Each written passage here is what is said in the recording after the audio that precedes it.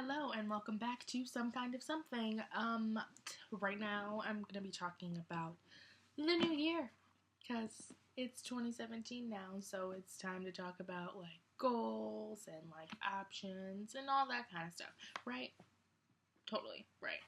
Okay, so I know in the scope of talking about the new year, there's always that new year, new me type of thing, which I find really cliched and annoying.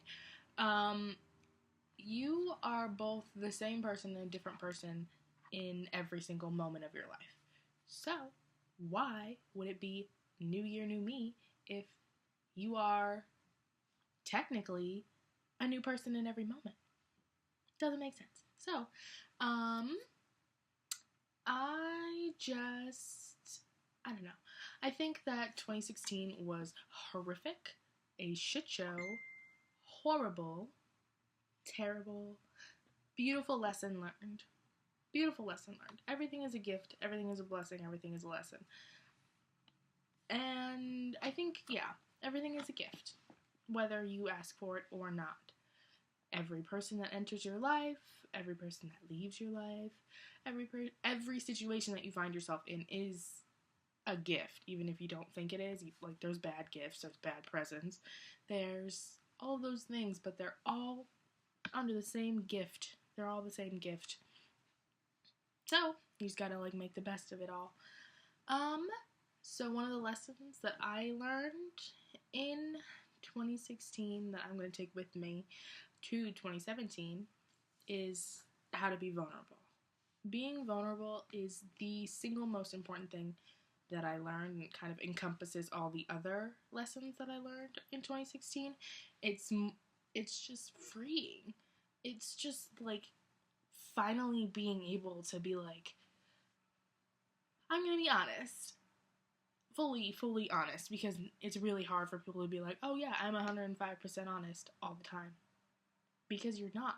There's always gonna be something that you don't want to talk about, like one slight part of the conversation that you're gonna try to avoid because it's hard for you and it's like vulnerable and it's a hard space for you to get into.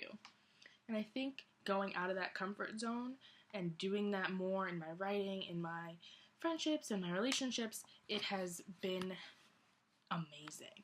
Like, I would have never thought that the reactions that I would have had would have happened. I made a lot of wonderful connections this past year, that I would have never made if I wasn't vulnerable, if I didn't let myself be vulnerable. So, I just my camera moved. LOL. So that's one thing that needs to be something that I take with me into 2017. And I have been so far. I mean, it's day 13, so we're doing great so far. But we're gonna hopefully keep it in for the rest. Another one that I have really applied to my relationships was just like, it's hard to explain. It's like patience, but also not being, it's like selfish and selflessness in the same frame. Because I am usually that friend. I am still that friend. I'm the mom friend of my friend group where I'm always checking in and I'm always taking care of other people and I'm always putting other people before me. And I need to stop doing that, obviously, because that'll be a detriment eventually to my own emotional and mental well-being. But I also have found the balance, or I'm starting to find the balance of those two situations of being a good friend and being a good person and like being giving, and that part of me that's in my nature to give and give all of myself and my emotional energy and my emotional clout and all of those things to other people before I even give them to myself and deal with what I need to deal with in myself. And that's the balance that I'm looking for, is the balance between self-care and other things. So, yeah, that's the thing that needs to happen the most. And that's something that I advocate 105% of the time. My friends will tell anybody that, like, I am the first to be like, self-care. It's my favorite excuse. Self-care. Self-care. Self-care.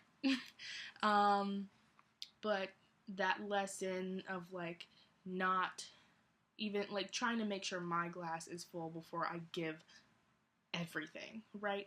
Because if my glass is empty, I can't give anybody else anything. Like I don't have anything else to give, and that is so sad because because I love doing that. I love being able to talk to people and comfort them and give them advice if they need it, or just like be someone to listen or anything like that. I love that part of my personality, so I don't want to lose it. That's the thing. But I also needed to figure out, and I learned this in 2016, and I will remember it in 2017 and beyond, that there's always going to be people in your life that don't match your energy.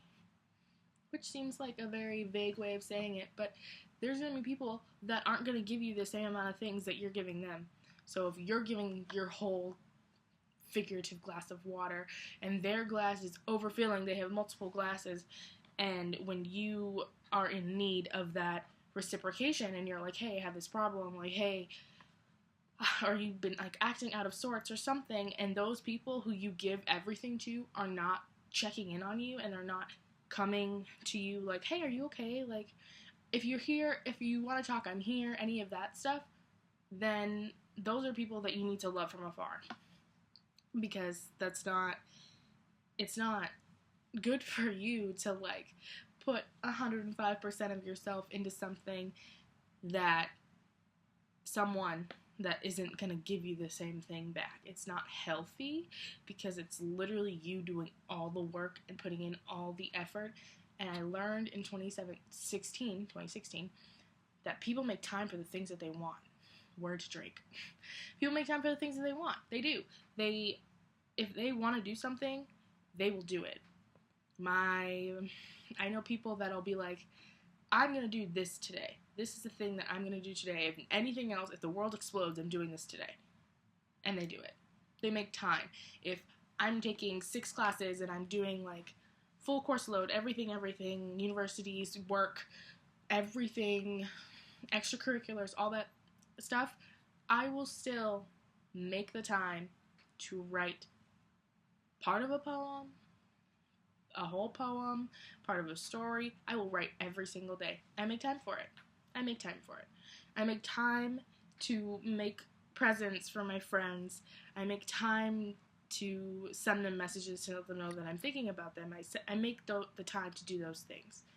And the people who will make time to like show that they care about you and show that they're here for you will come into your life when you allow them to. And there's only so much room.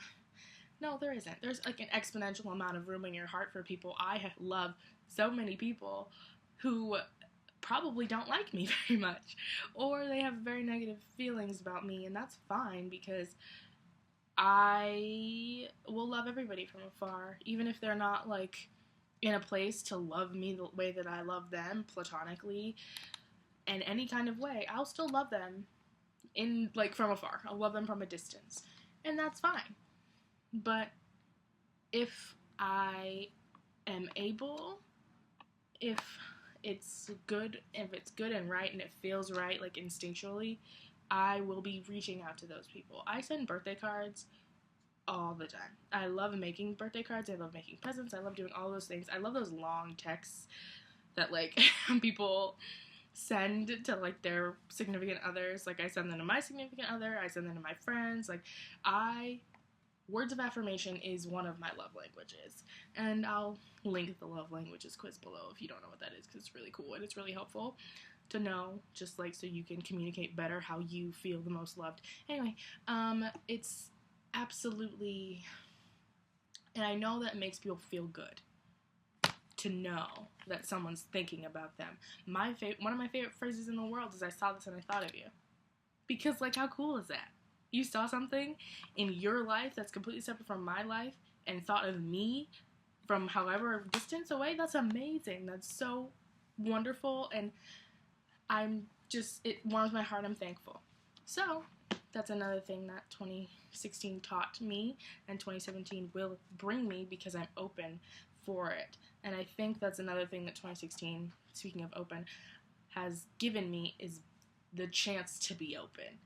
I have let go of so many things and like processed so many things that I've never thought I would ever be able to process in 2016, and it has brought me to this January 2017 moment of being like, hey, I'm a different person than I was 5 minutes ago, than I was last year. I'm a completely, oh my god, separate person from the person that I was in 2016, from the person that I was in 2014 when I started college, the different person that when I started high school.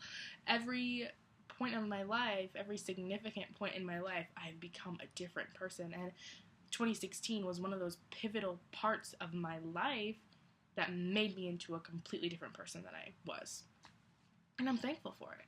So, just for the new year, I know I'm terrified. I'm truly scared because of our political climate and our social climate, and I know that it's really, really actually terrifying to live in this reality, but beyond that, I think separate from that is a really good opportunity to have the amount of self-care and self-love and give yourself as much grace as you need, because you're always growing and you're always changing, and it is crucial to be graceful in that change, or graceful, or give yourself grace. Graceful meaning give yourself grace, not graceful because growing isn't graceful. It's not pretty always, it's not comfortable always, but it's something that's necessary, because who wants to be the same person all the time? Nobody does. Nobody wants to be in the same spot forever and ever and ever and ever. Nobody does.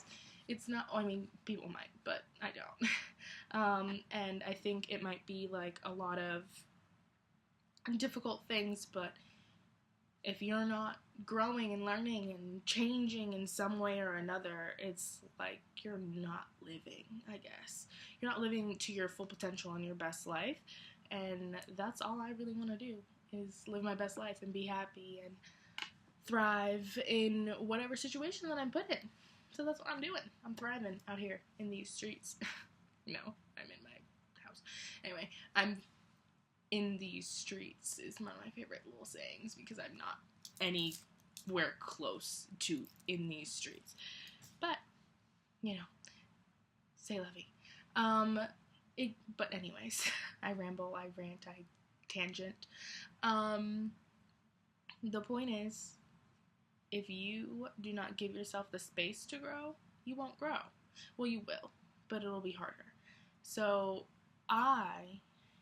for myself and for the people that I care about that are really close to me, I want to make sure that I am growing in my best way, that they're growing in their best ways. So I'm just going to try and practice the things that I've learned, the lessons that I've learned in 2016. I'm just trying to carry the good shit over and leave the bad stuff in the past and leave it all. Like, it's amazing. And it's going to be a incredibly terrifying but potentially very wonderful year. Very productive year, very refreshed year. I'm ready for this prologue. I'm ready for this beginning and end, because everything is a beginning and an end. Every moment is a beginning and end. That sounds cryptic and kind of sad, but it is. Like, everything is changing and moving, so you're either on the train or you're not. Like, you're either with it or not. You're either on the boat going and changing and living and all that stuff, or you're not. And it's gonna change without you. It's either gonna change without you or with you, and either way you're gonna change. So why not be a part of it? Thank you so much for watching, subscribing, liking, all that good stuff. Tell me about your goals for 2017. I want to hear them. I want to know about them. We can talk about them. I don't know. All that good stuff. C'est la vie.